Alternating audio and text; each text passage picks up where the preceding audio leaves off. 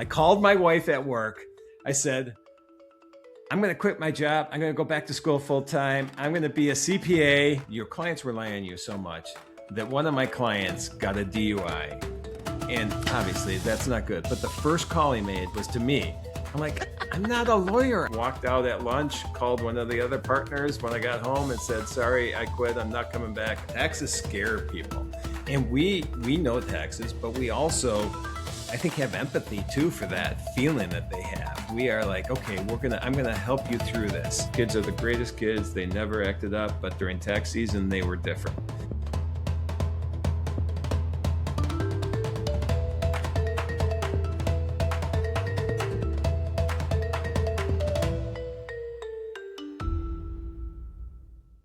Welcome to the People Behind the Books, the place where tax pros and accountants get to sound like actual people for once.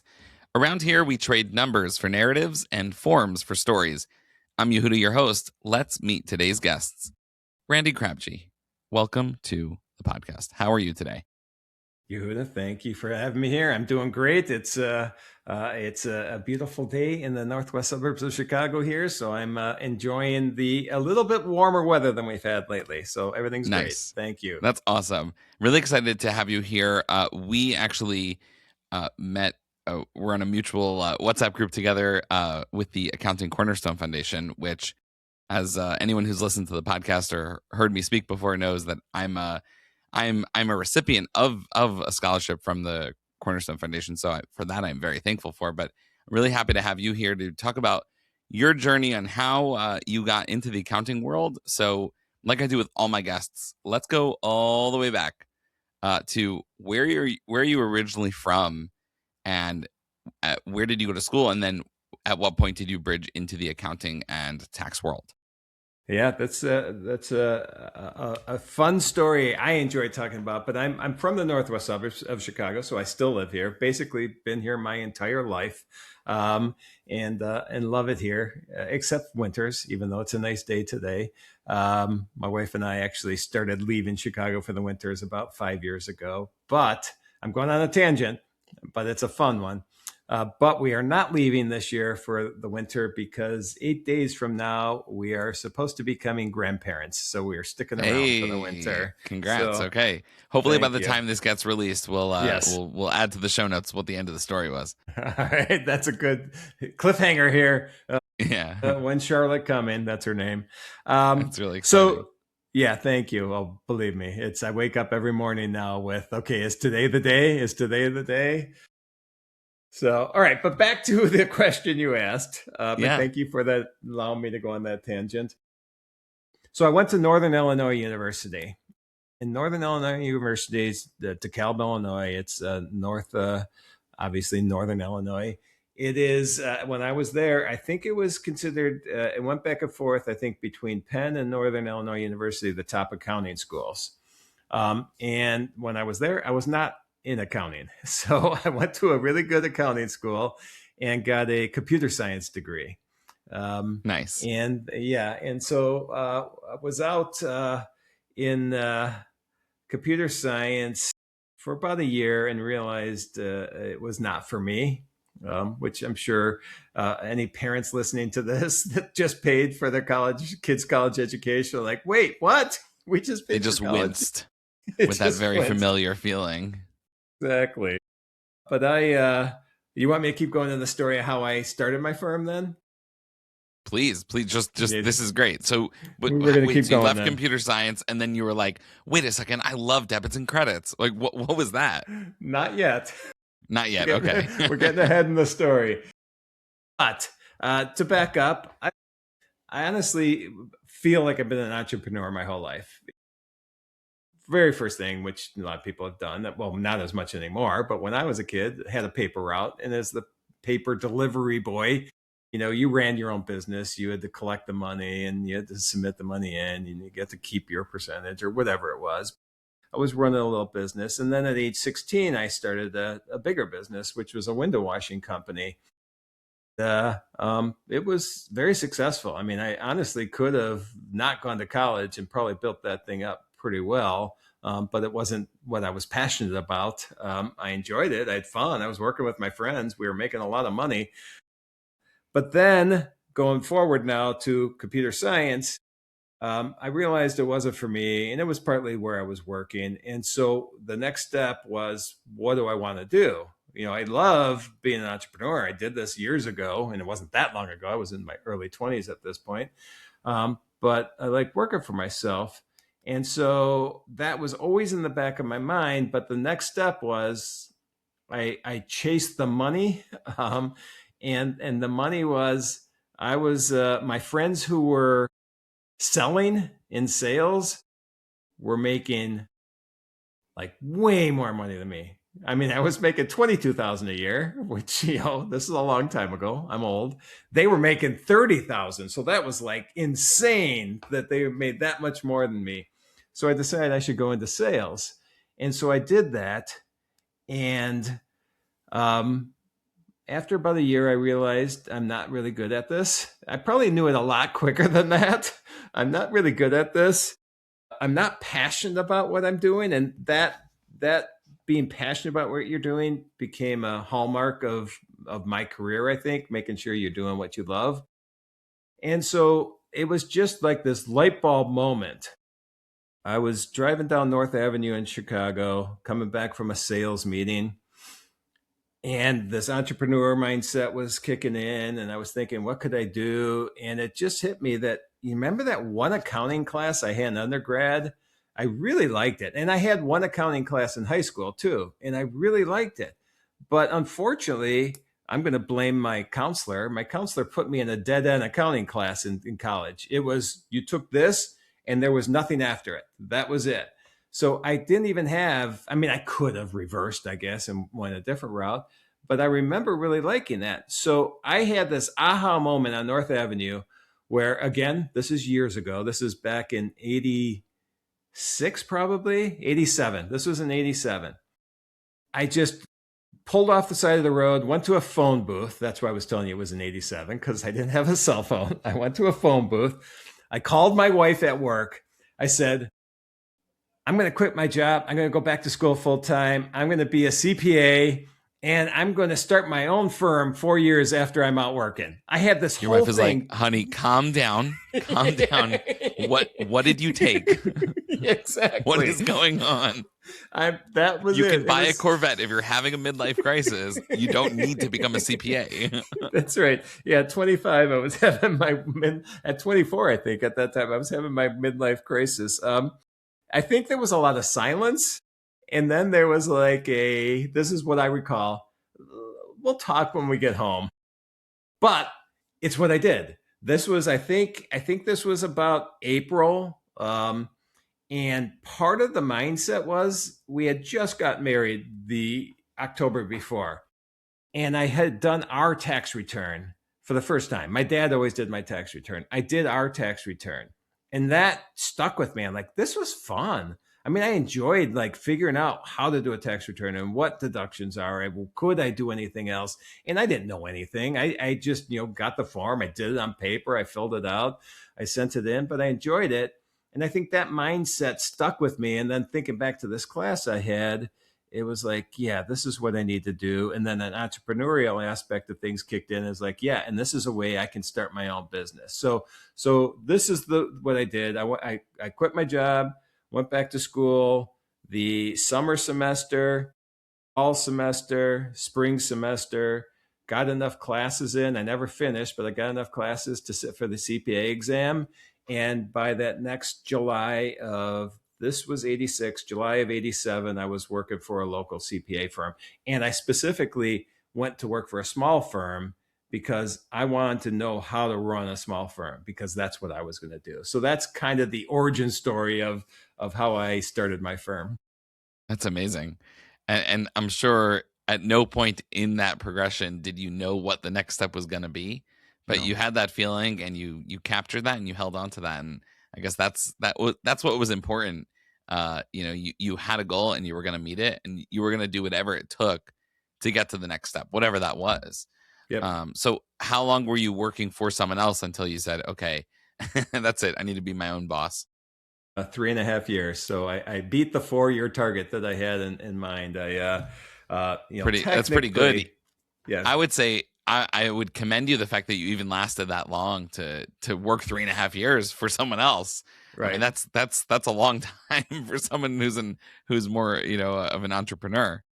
Yeah, the reason it worked for me is they were great people. They are. They still are around. I consider them friends. I try to go see them at least once a year. They still have their firm in Northern Illinois here, and they were great. And if I can give you, because I think this is, I kind of think there's some advice here that I could give. So I was working for these people, and I enjoyed it. They were great. They were fun. We had a good time. And they gave me freedom. I'm a basketball player. I always have been. They would give me 2 hours at lunch to go play basketball at the local YMCA. And so this is they were really flexible. We had a flex schedule. It felt like before remote work and all those flexibilities come in. But what I did is after 2 years, my mind was, and our mind could play tricks on us. My mind was, I got to go get experience somewhere else now because, I'm 2 years into this and I want to start my own firm in 4 years. So I should go somewhere else. Even though I really loved it there, I loved the people, I loved everything about it. I needed to learn something else. So I did that. And man, that was the hardest thing I ever had to do, to tell them that I was leaving. I mean, I was in tears. And I think they were too, because we became friends. But I went to work for somebody else in Chicago. And after a month, I knew this was not going to work for me. No. And it came to a head, and this will sound bad a little bit probably, because it came to a head in January. I think I went there in October, November, but in January, there was just an incident with the managing partner that was, I would not, to me, it was awful. When I hear stories now in the profession, people have been through a lot worse than me. But for me, it was an awful, micromanaging situation, not giving me that flexibility I was used to.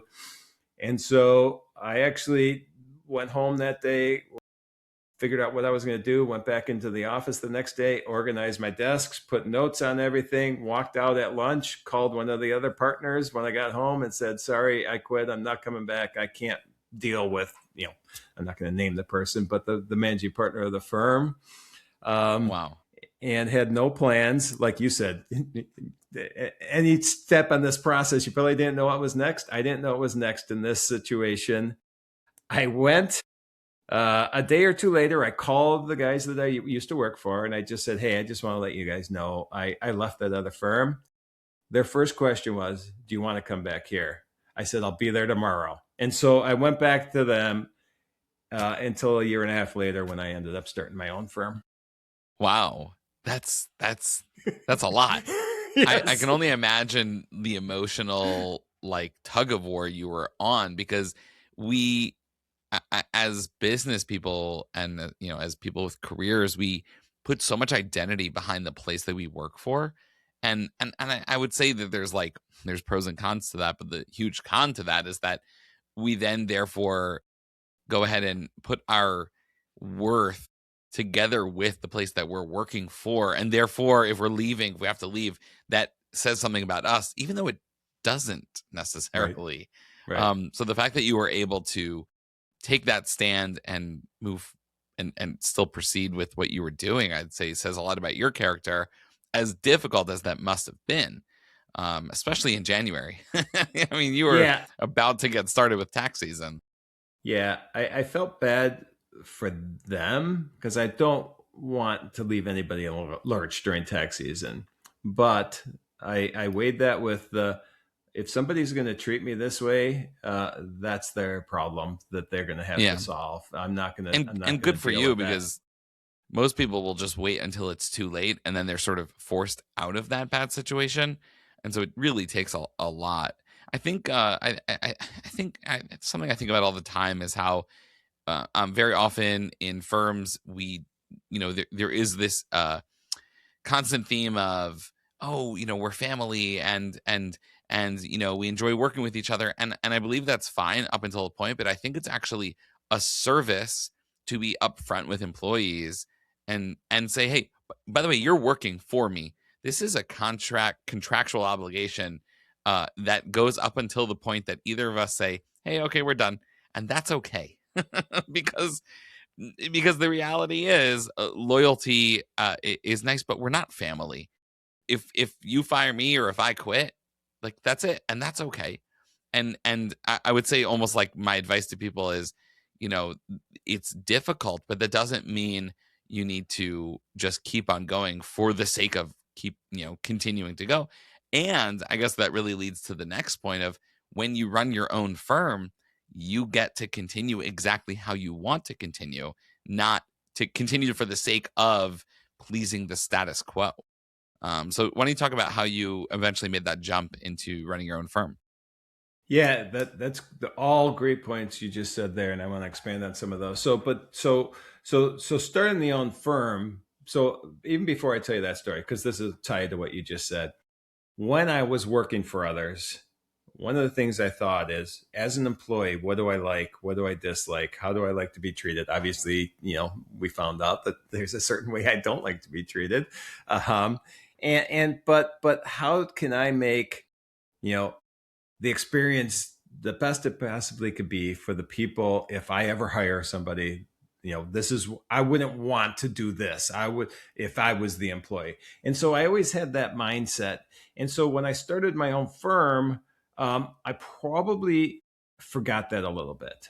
I was, I think, nice, but I didn't have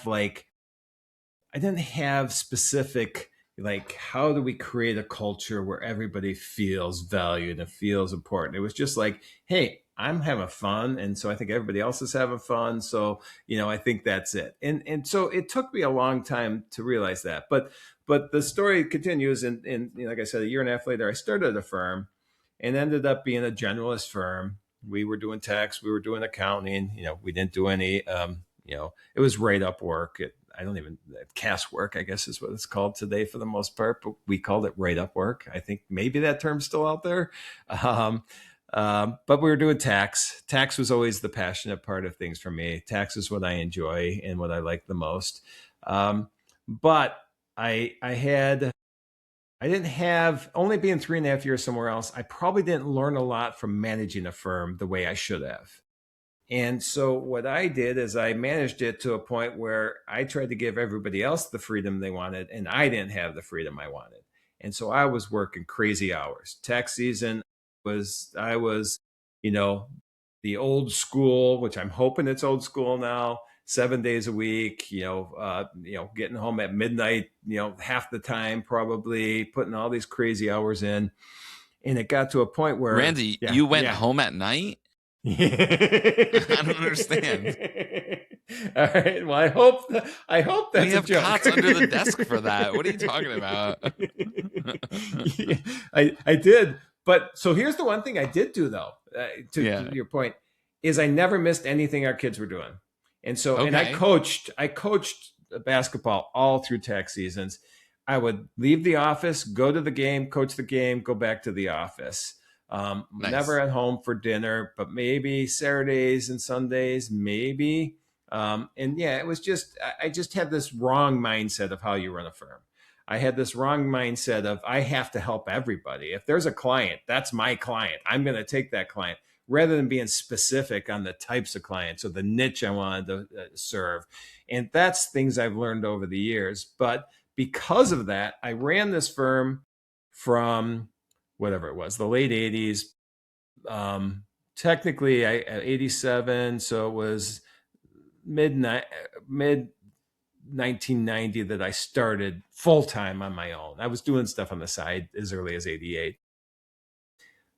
And then I sold it in 06. I sold my generalist firm in 06 because of what I just told you. I didn't know how to manage my time correctly.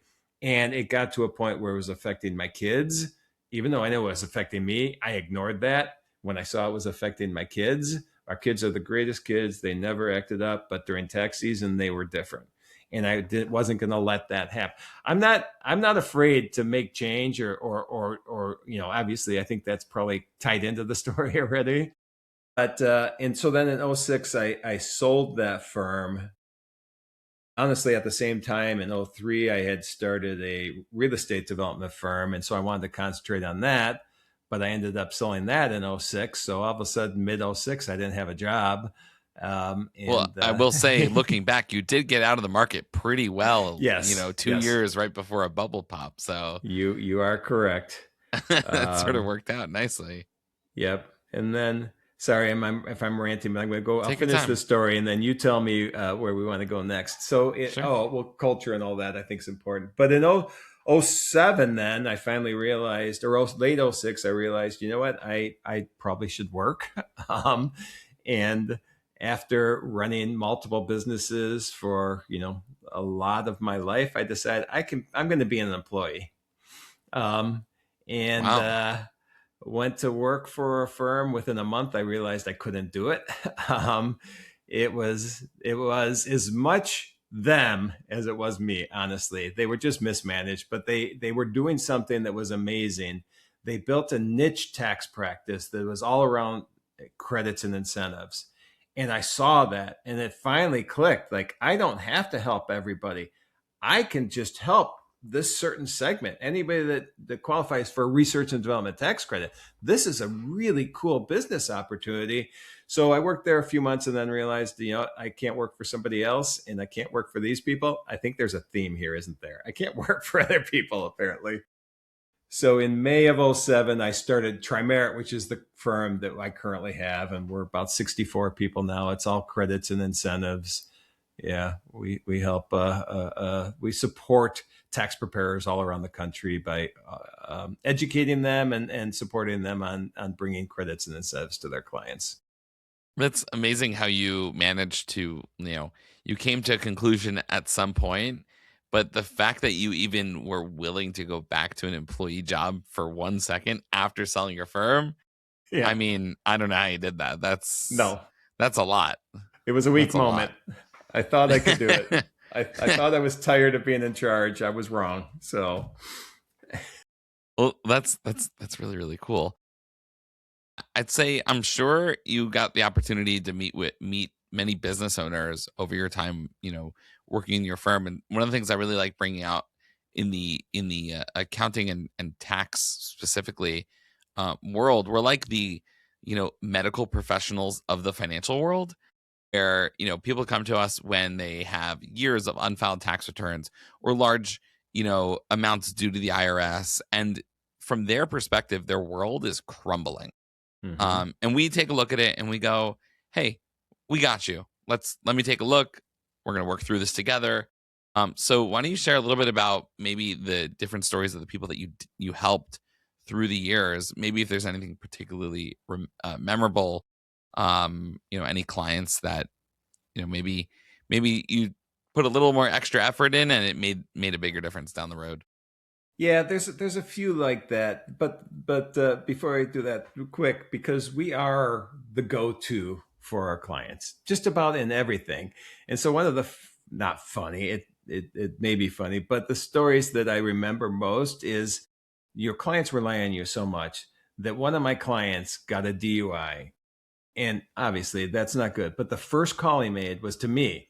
I'm like, I'm not a lawyer. I can't help you. I mean, maybe I can get you to a lawyer, but That's I really funny. appreciate you thinking of me. But this is not something that I can really do anything about. If there's tax due, I can maybe help you with Yeah, that. yeah. I'm not sure how the accountant would be helpful. Although I think Right. it does speak something to the profession, is that Yes. as accountants, we are the connector between all professions. Yes. We every accountant knows a guy who knows a guy. So that I Exactly. think that does speak to that. What did you end up telling him? Call a lawyer? I think that's what it was. I know I think I actually gave him the name of a lawyer that I knew. He wasn't a DUI lawyer, but I figure it was a lawyer I was doing work for. I was doing his accounting and tax work. Nice. And so I thought, well, he can at least get him to the right spot. So I think that's Yeah. what's happened. And then you realized he was just drunk. That's why he called you. That was the only reason. Exactly. That had to be it. I wondered why he was slurring. I should have put two and two together there. Um, and then a couple of more stories. So the very first client that we as Trimerit ever helped with an R&D tax credit, this just stuck with me because it just was like, this is a company that is employing whatever 50 people.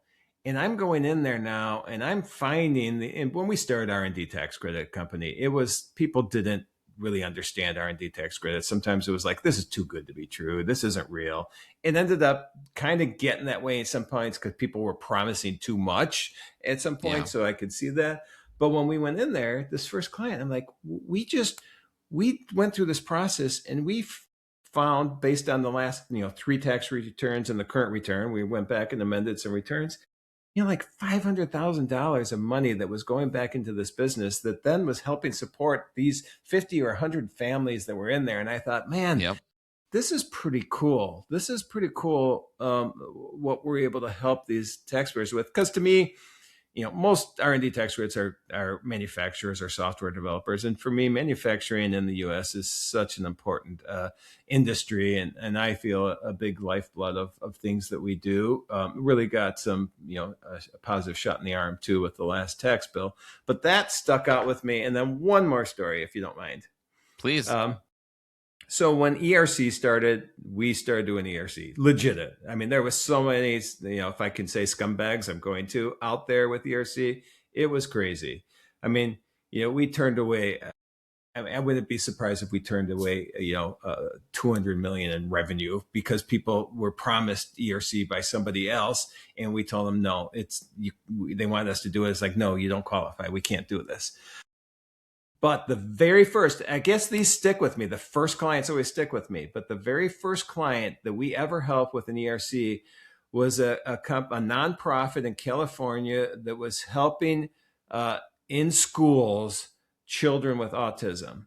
And this program obviously got all messed up with the pandemic and they couldn't go in, they couldn't do it, but they needed money to help find new ways to continue to help these kids in a remote environment.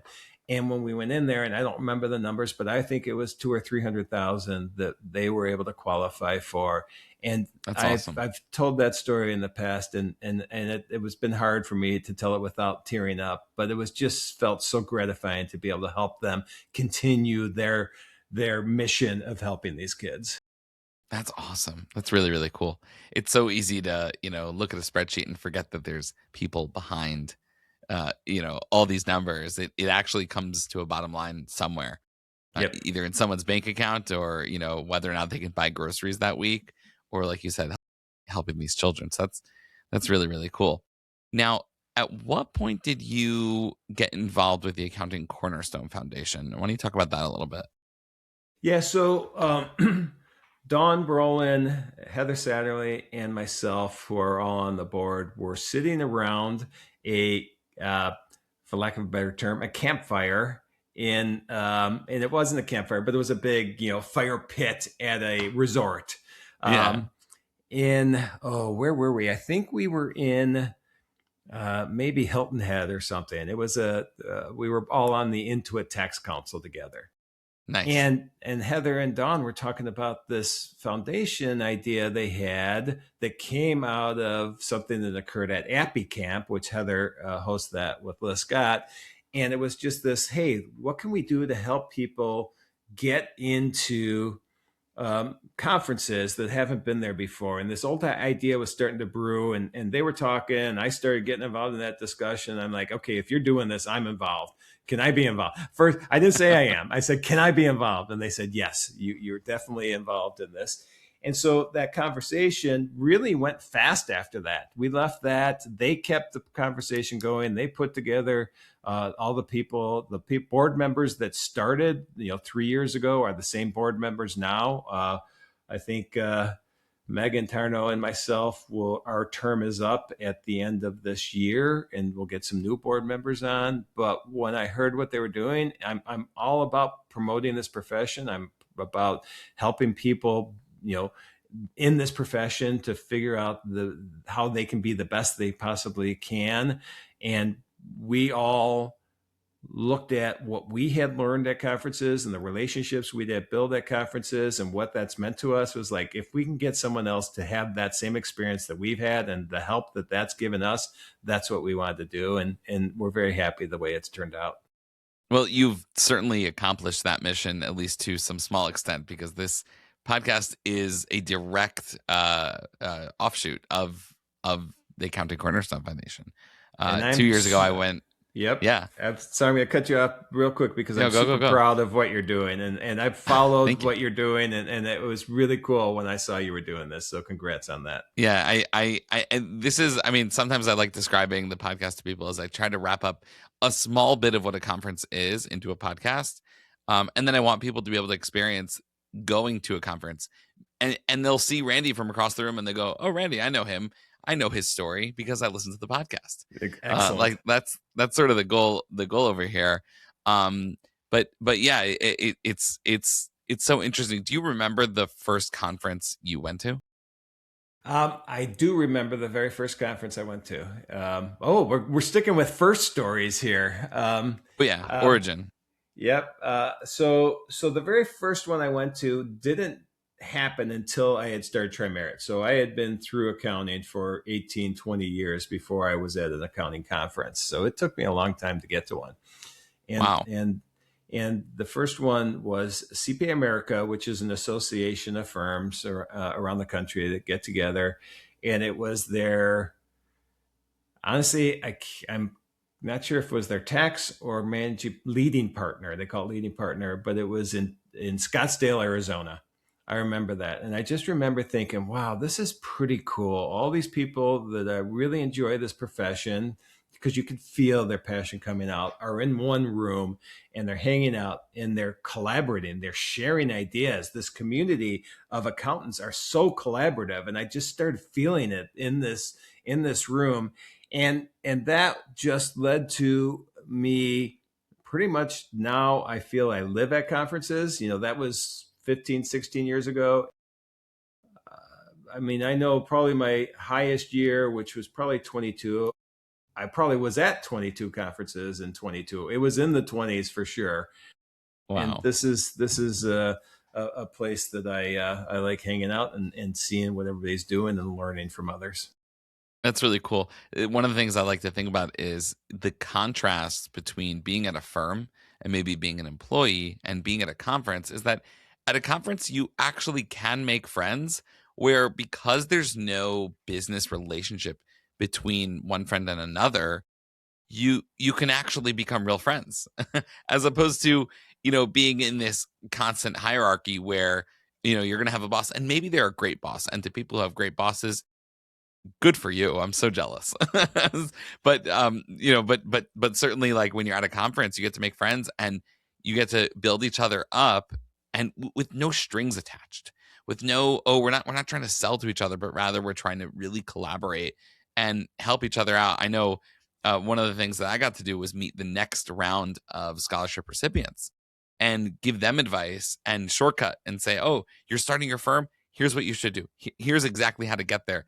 Don't spend months and months, spinning your wheels like I did. I'm going to show you exactly what to do. And for me, that was so rewarding.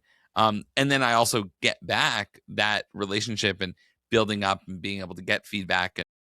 And that's just ultimately an amazing, I'll say, an amazing reward for the work that I put into those relationships.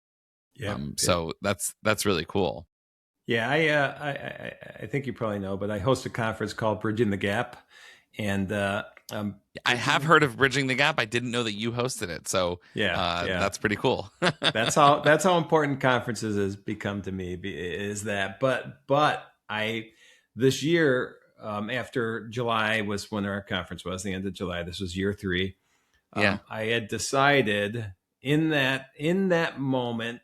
I'd been thinking about for a while, but in that moment, it really just hit me again. It was like, okay, I got to do this. And what I decided is the community, talking about community that occurs at conferences, and somehow the community at Bridging the Gap is just this thing that you can't describe. It is, you walk in the room, and immediately you're best friends with the other 330 people in that room. It's like crazy how it happens. And so before I went back to Tax Summit for the second time, I was looking at pictures from the prior year, And it was Yeah. giving me the same feeling of when I was a kid looking back at my like summer camp photos, being like, oh, I'm going to see those friends again. Yes, I'm like, exactly. but we get to do that as an adult, and that's pretty Right. cool. Yeah, and so to continue that, what you're just saying, I closed the conference this year, and it was unscripted, but it was like, hey, you take this vibe, take this energy, take this community that you've built here in the last 2.5 days, and don't let it die in these four walls. Take it with you, cultivate it, reach out to each other, be intentional about it. And I didn't say this, but in my mind, they're like, okay, I'm going to do that. I just asked them to, I am going to. So I created the Bridging the Gap Roadshow. So we're doing half-day events around the country. And the theme of it is community, connection, collaboration. That's awesome. The theme of everything, because we are so much better together as a community. And so I just want to cultivate that community and that connection, that collaboration any way I can to make everybody's life in the accounting profession the best it possibly could be. That's really, really cool. That's so exciting. Okay, I'm looking forward to learning more about that, because that's a lot of fun. I started myself going to some local Maryland accounting events, and every time I walk away feeling so energized. And maybe it's also in a contrast to the fact that I'm usually in a room by myself. I don't have any employees yet, so right. It gets pretty boring. Yes. And when I go to conferences, I get to meet people and just hear their stories. And finally, now I have a way to capture that, in this podcast. Awesome. Which is really nice.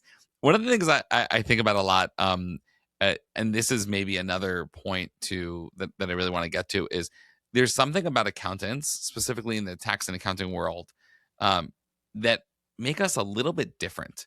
I don't know if we necessarily find this by a lot of other professions, but there's almost like this allergy to taxes and to accounting, where our clients are like, oh, I don't want to deal with this. This is not my cup of tea. Here, you take it. Which I don't know if we find that necessarily by other things, but the thing I always try to think about is like, what makes us different? Like, yes, we're problem solvers, but lots of professions problem solve. There's something about us accountants where we're almost like not afraid to approach things. And I actually had a client of mine in the office recently, and she asked me, aren't you nervous to file all those for all those forms? Yeah. And I said, well, I mean, in transparency, I do have insurance, so that's number one. Although that shouldn't be what we rely on to give us confidence. But I said, hey, like I've been doing this. I do my due diligence and I get expert guidance. But I'd love to hear your perspective on, like, what do you think it is that makes accountants different? Yeah. This is something I think about a lot too. And I think part of it is there's just a helper mindset. I think we all want to help.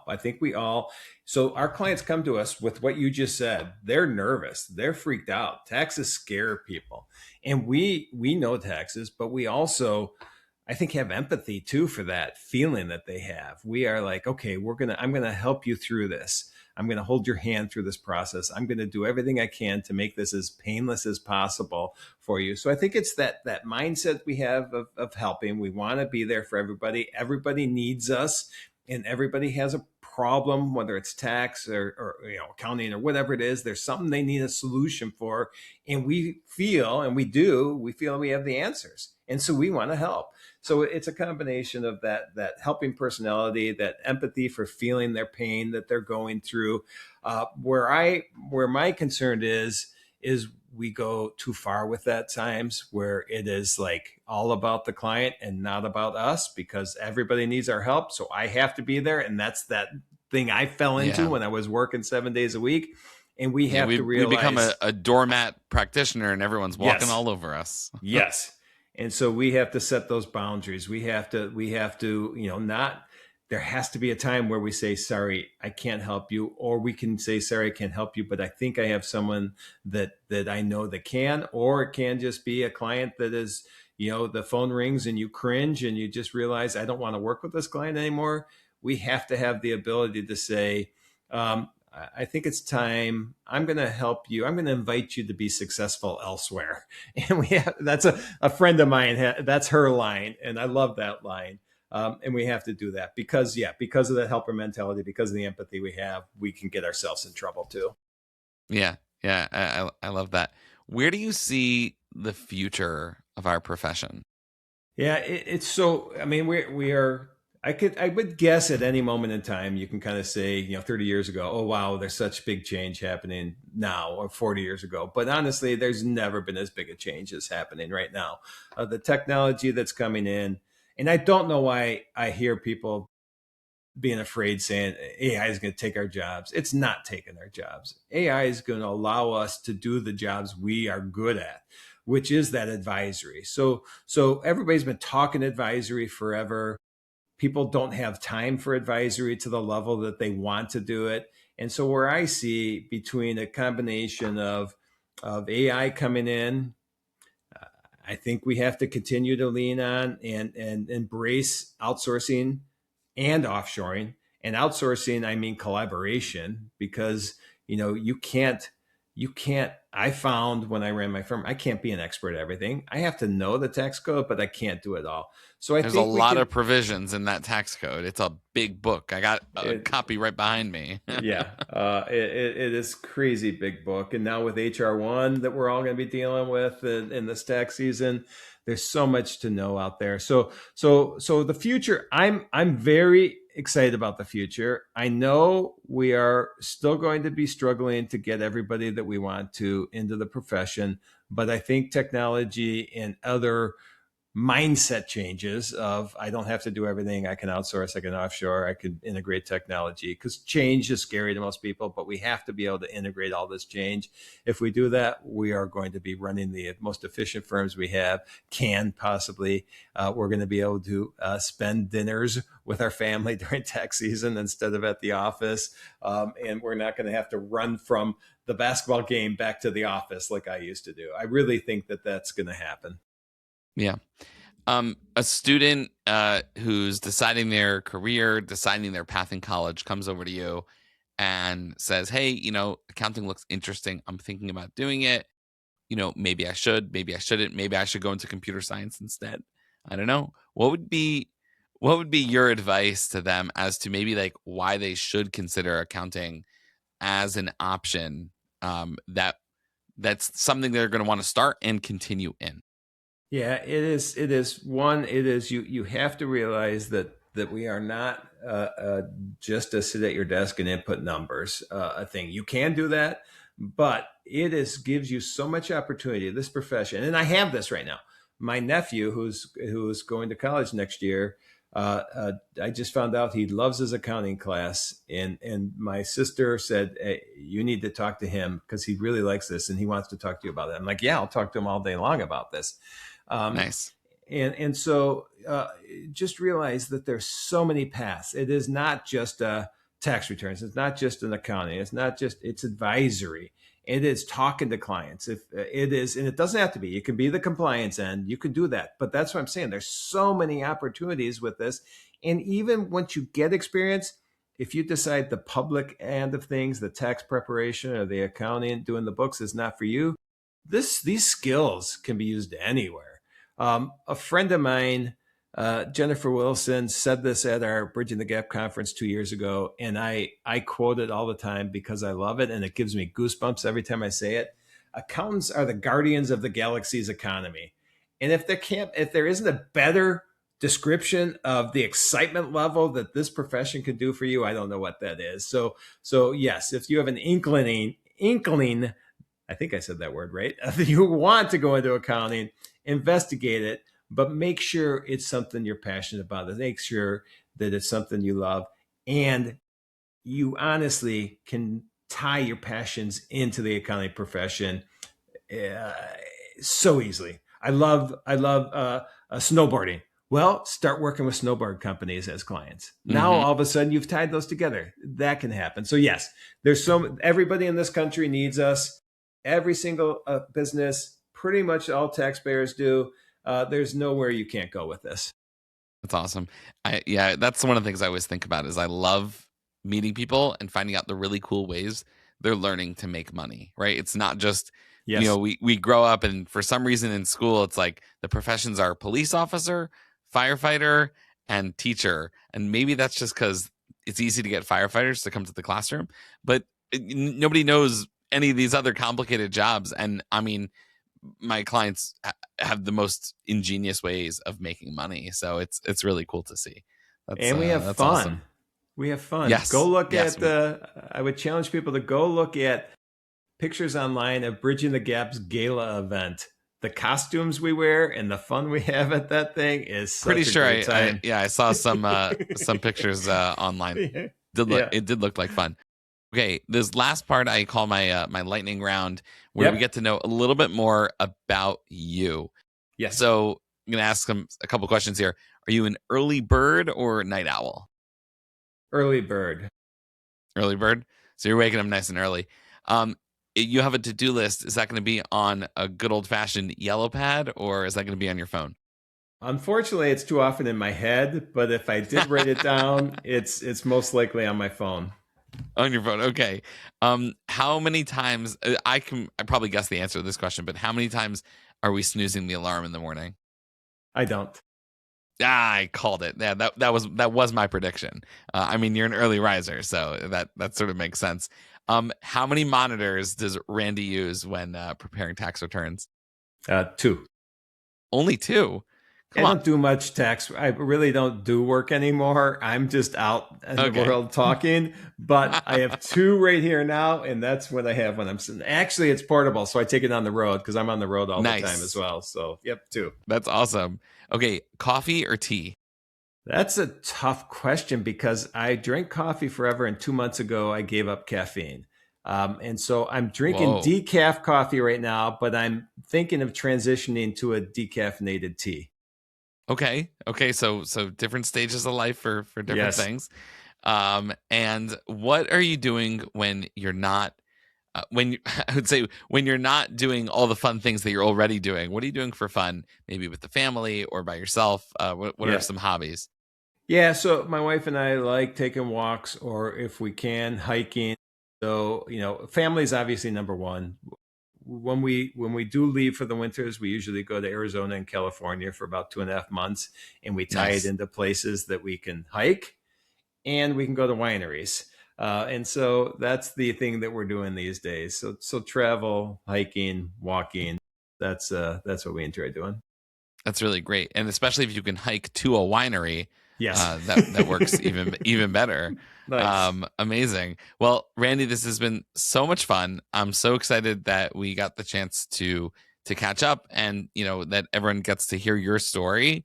And I'm hoping people will take that as an inspiration to maybe make that choice that they were sitting on for so long. If you can make so many choices like you did, going from being employed to running your own firm to being employed again to running your own firm, then I think other people out there can also do the same. So thank you so much for coming on the podcast, and really appreciate it.